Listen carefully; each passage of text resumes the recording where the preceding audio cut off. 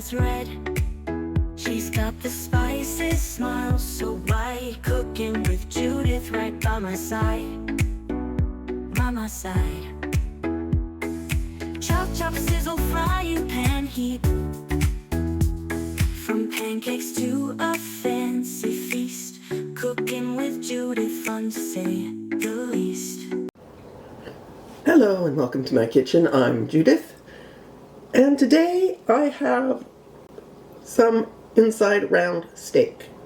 Not the tenderest cut. In fact, it's actually listed on the label as a marinating steak. So that's exactly what we're going to do.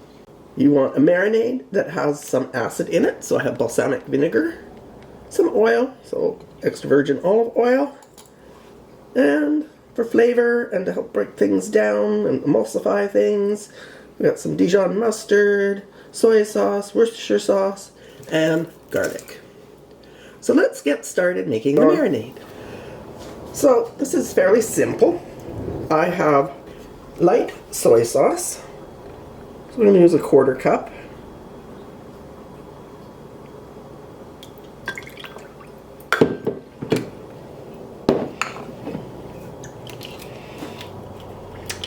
And I have balsamic vinegar, a 1/4 cup of that.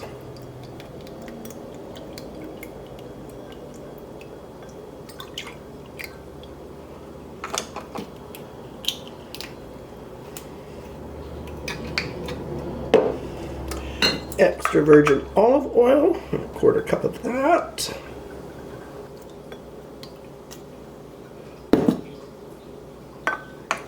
Two teaspoons of Dijon mustard.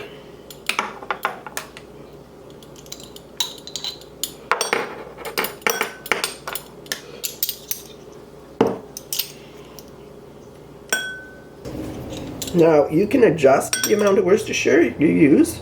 I'm going to use a tablespoon, which is all I have left in this bottle.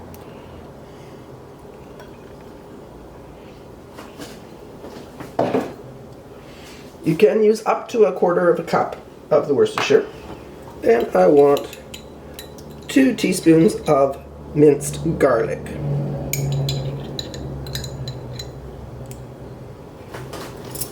Then we want to whisk this all together and season with some salt and pepper. Just a little pinch of salt. Maybe 2 pinches. And some freshly ground pepper. And the amount is up to you, depending on how much you like pepper, how salty you like things. Now we give it a good whisk together.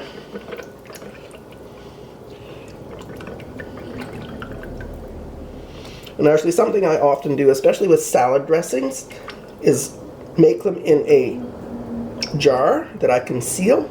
And instead of whisking, I just shake the jar really good until everything is emulsified.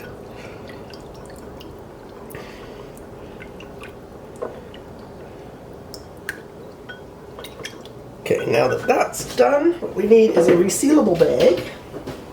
And I am going to, get out of the way, place my steaks in.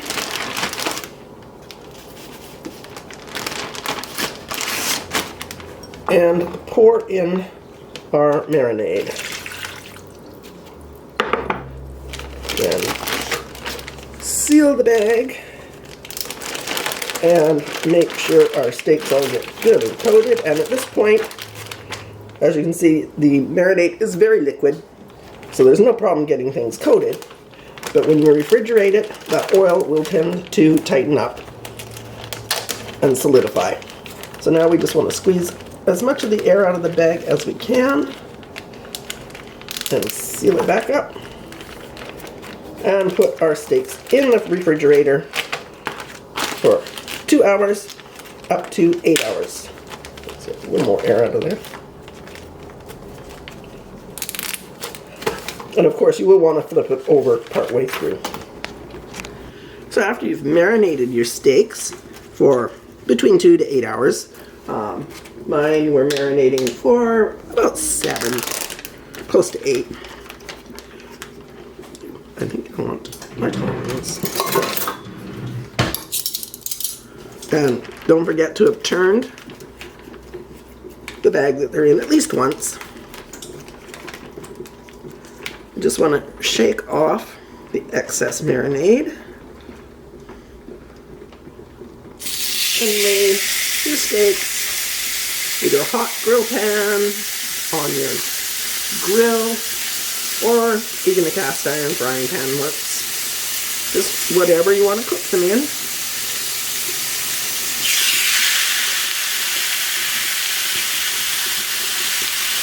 Now you can use the marinade to make a sauce, but remember you have to boil it for at least 5 minutes because raw meat has been in it.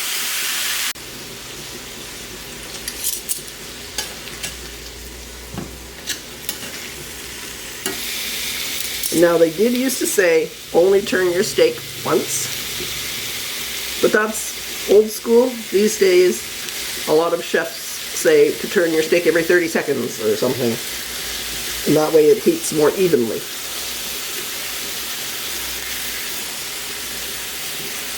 So turn it as many times as you like.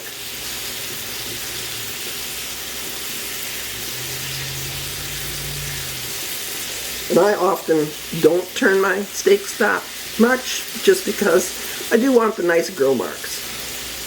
So I lay them in the pan, I rotate them one time so that I have a nice crosshatch, and then I flip them and finish cooking.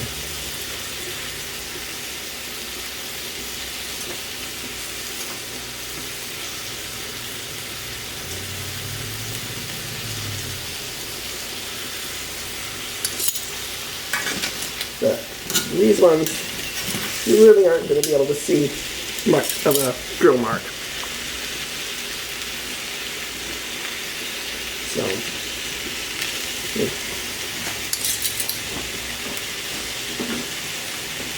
this one is cooked enough.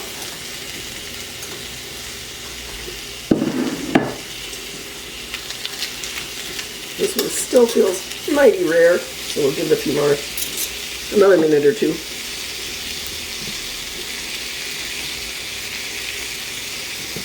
And always rest your meat before you cut into it.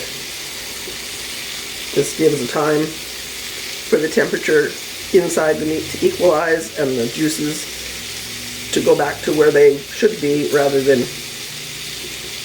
what the hot pan has done is force them out of their normal place. Okay, I think we've had enough here. So we're going to leave the meat to rest.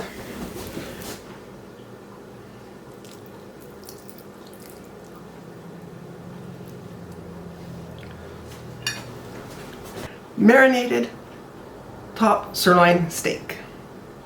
So remember when you cut your steak to cut it against the grain, otherwise it's going to be tough.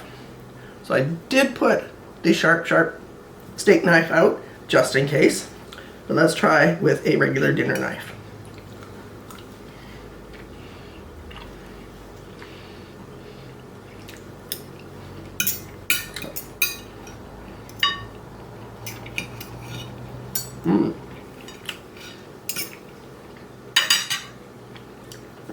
Very, very tasty, and no issues slicing it. And of course there was a lot of juice on the plate after resting the steak, so I just poured that over. So good. And that is amazingly tender and flavorful. One warning, be careful how much Worcestershire sauce you use. I only used 1 tablespoon, and I can taste it. If you really like Worcestershire sauce, you can use up to 1/4 cup. I didn't want to go that far, even though I do like it. It can be overpowering.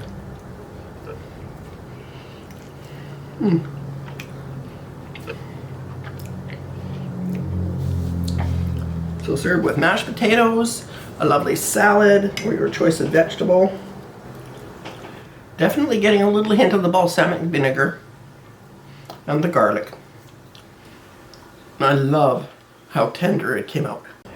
So thank you so much for watching. I hope you like the recipe. I hope you give it a try. And you can use this marinade for pretty much any of the tougher cuts of meat. If it's a thicker piece, you may have to marinate it longer. Thank you so much for watching. Don't forget to like, share, and subscribe. And I'll see you again soon with a new video.